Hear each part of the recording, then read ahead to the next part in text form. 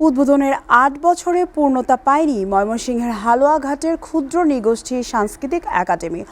অলস পড়ে থেকে নষ্ট হচ্ছে ভবনসহ মূল্যবান সরঞ্জাম ও আসবাবপত্র। বিচ্ছিন্ন করে দেয়া হয়েছে বিদ্যুৎ সংযোগ।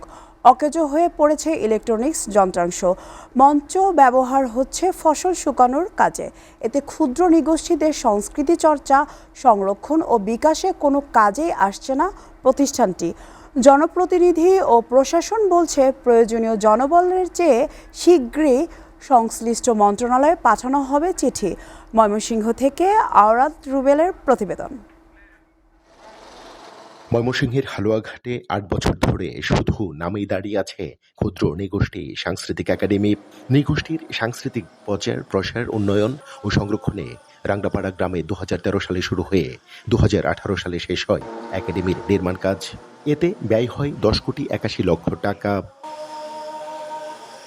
অযত্ন অবহেলায় পড়ে থেকে নষ্ট হচ্ছে ভবন, ভেঙে যাচ্ছে জানালার কাঁচ, দেখা দিচ্ছে ফাটল।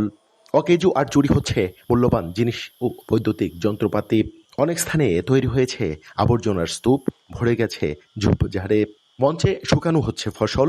সাংস্কৃতিক কর্মীদের পদচারণার পরিবর্তে ভুতুরে জঙ্গলে এখন বিরাজ করছে শুনশান নীরবতা।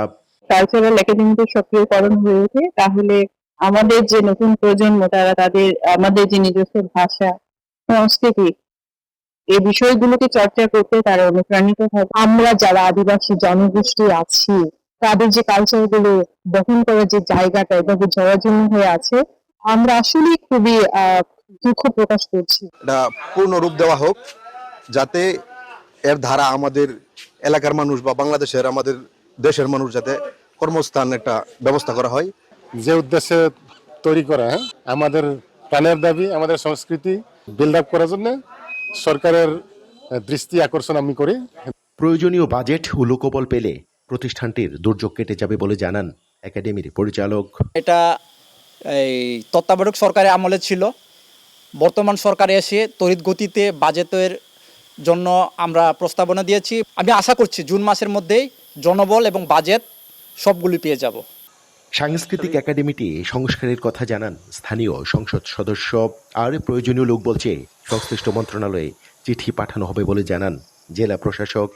সংশ্লিষ্ট বিষয়ে আমি লোকবল চেয়ে সংশ্লিষ্ট মন্ত্রণালয় আমরা পত্র প্রেরণ করব, যাতে দ্রুত লোকবলের সংস্থান করা হলে আমাদের এই অবকাঠামো আমরা রক্ষা করতে পারবো।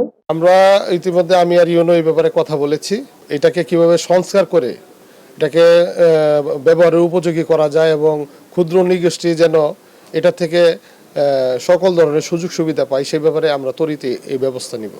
এই একাডেমিতে রয়েছে আধুনিক 300 আসন বিশিষ্ট একটি মিলনায়তন, 500 আসন বিশিষ্ট মুক্ত মঞ্চ ও একটি প্রশিক্ষণ ভবন। আওলাদ রুবেল, এসএটিভি, ময়মনসিংহ।